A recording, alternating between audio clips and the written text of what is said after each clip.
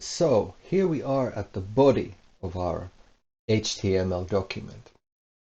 Let's create something very simple, a blog page with our main title and an article underneath it.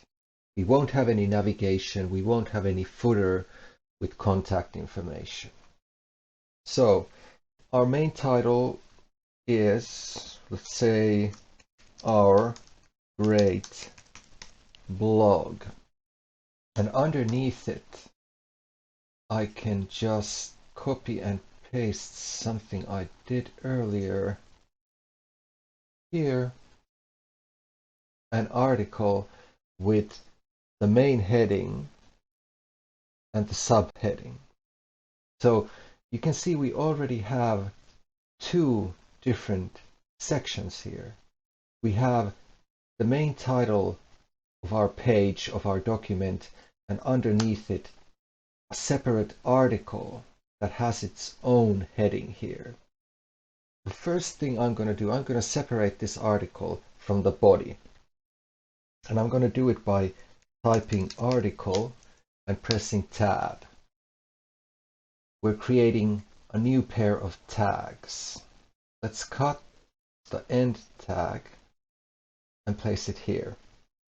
Now, as you can see, the article is separated here, and we're going to create 3 text paragraphs in the article to fill it out a little bit. So we can do this by typing lorem and a number and pressing tab. VSCode creates 20 words of nonsense for us. Let's repeat this 2 more times.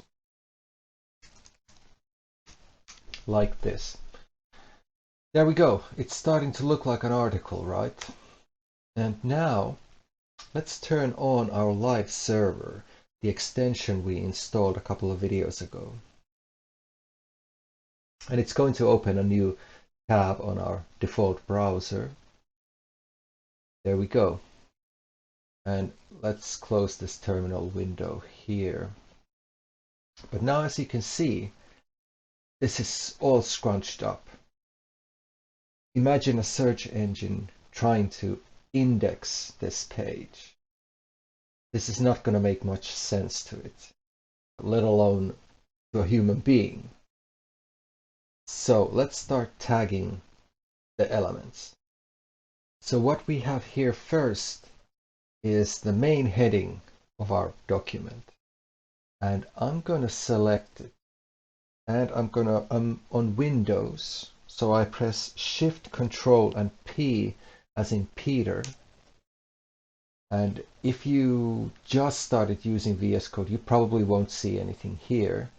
But just write Emmet : wrap with abbreviation.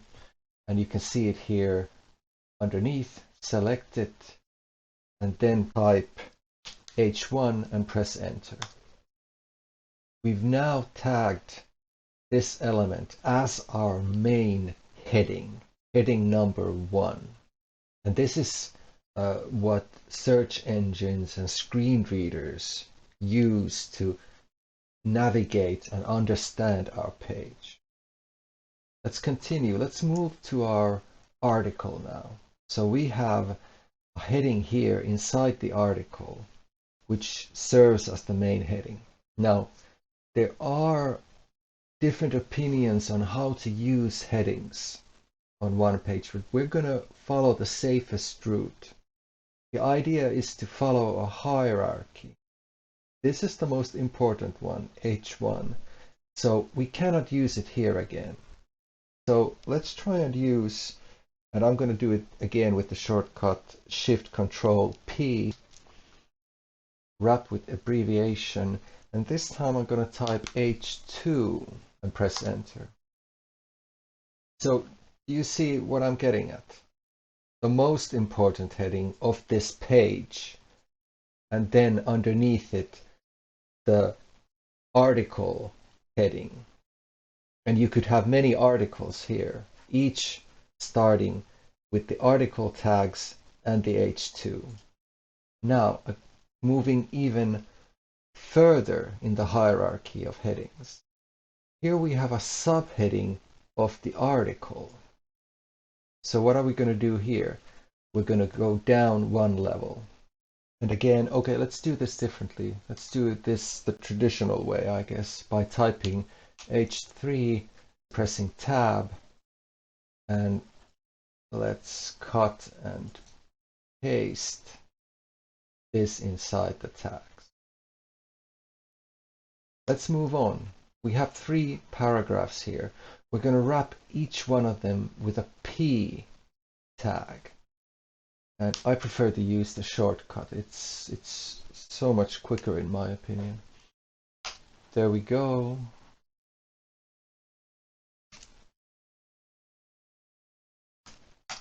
Second paragraph and the third one also like this. Oh, excuse me, like that. Now look at this. Compare this where we started from. Everything was a mess.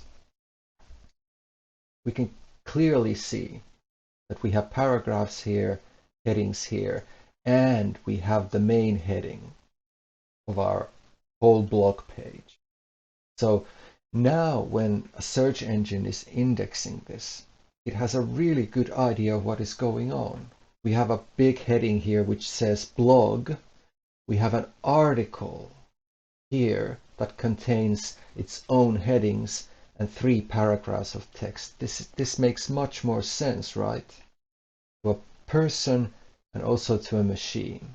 And also a screen reader can navigate our page now by jumping from one heading to another and from one paragraph to another.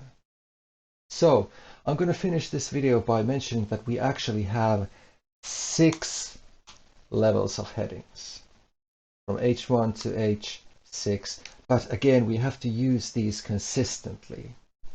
If I were to add another heading here, for example, to describe the second paragraph, I would use an H4 here, because in my opinion we are going down in hierarchy from H3 to H4. If we were to include here underneath here a new article, then we could repeat this structure. The headings are a bit difficult at first, but soon enough you'll get the idea. Okay, in the next video we're going to take a look at links and images.